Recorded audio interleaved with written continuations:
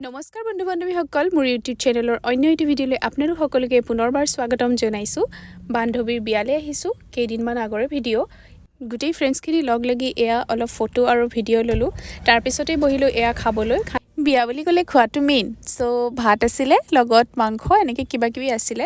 তাৰপিছত এয়া বান্ধৱীয়ে ফটো উঠিছে, মানে বনশ্ৰী, তাই চাকৰি হ'ল দেই পঢ়ি থাকোঁতেই, গতিকে আমাক এৰি গ'ল। তথাপিও এয়া মাজে সময়ে বিয়া বাৰুত আমি লগ পাওঁ বাৰু। সকলোৱে লগ পালে এনেধৰণে কিবা নহয় কিবা কথা পাতি থাকোঁ, কিনো পাতো নিজেও গম নাপাওঁ। গতিকে চাওকচোন।